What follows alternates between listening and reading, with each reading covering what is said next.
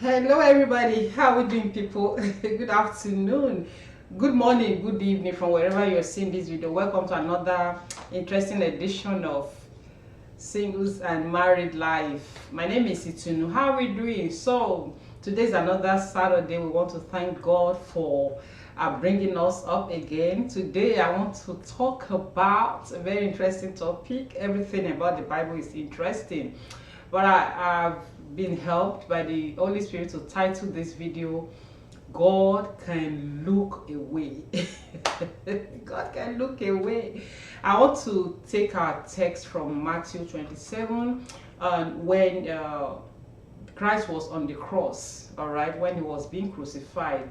There was a time that the Bible recorded that he actually cried out to his father that, why did you forsake me?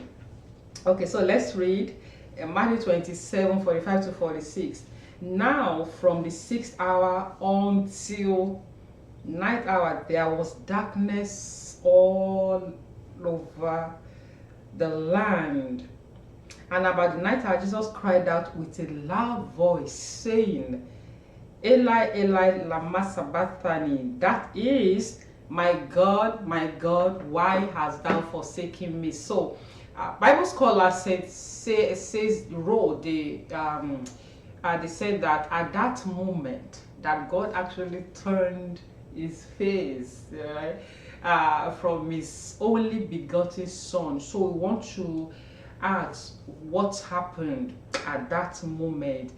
Did God abandon Jesus? No. That just tell us the answer without missing word, that no, he did not.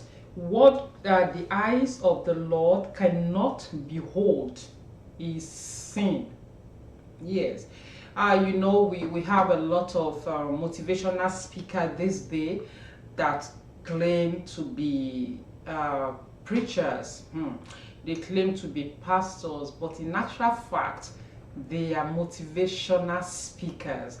So you see a lot of messages that is just about jumping up, feeling good, and then when they get home, those who had felt good in the church got home, they are faced with real life, and then they don't know how to handle it. Yes.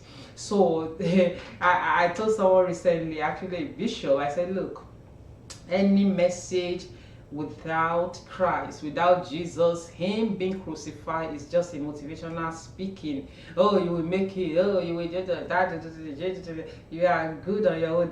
All those one will not take anybody anywhere. So the book of Habakkuk, chapter 1, verse 13 said, thy eyes are too pure to behold evil. That's the eyes of the Lord. And thou cannot look on iniquity. It's as simple as that. So, that's the scripture.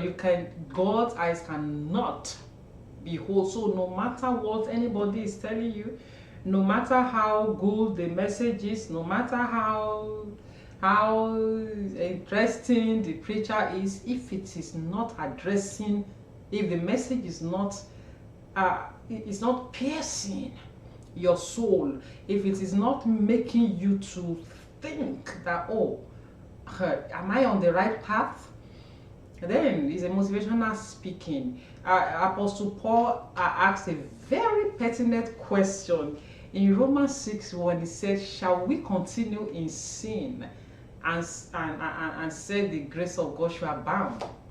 And he emphatically said, God forbid. So we cannot continue in sin and say, oh, God, the grace must abound. So the only thing that can make God to turn his face from us is sin. S-I-N. It's as simple as that. No matter how religious you want to be, no matter how churchy you are, if you like, be sleeping and waking up in church. Yeah, I've seen lies on the altar. I have seen deceit on the altar. I have seen manipulations on the altar. We see all these things all the time. So, and the question will be that, what is it that is going on in the minds of people that we stand on the altar and they will have the audacity to lie. They will have the audacity to make up stories. They will have the audacity to package things. And you're like, okay. And they are praying. They are still praying in that church to what God?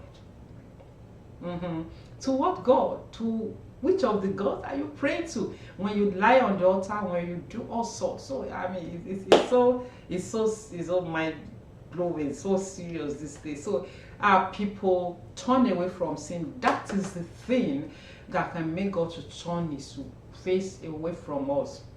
No matter where we are, no matter in what environment, always make sure that you are in the will of God. All right. They can sidetrack you, they can do all what not. Just make sure that you are in the will of God. If you are in the will of God, the scripture says, if God is for us, who can be against us? So it might not belong to the majority, but be in his will.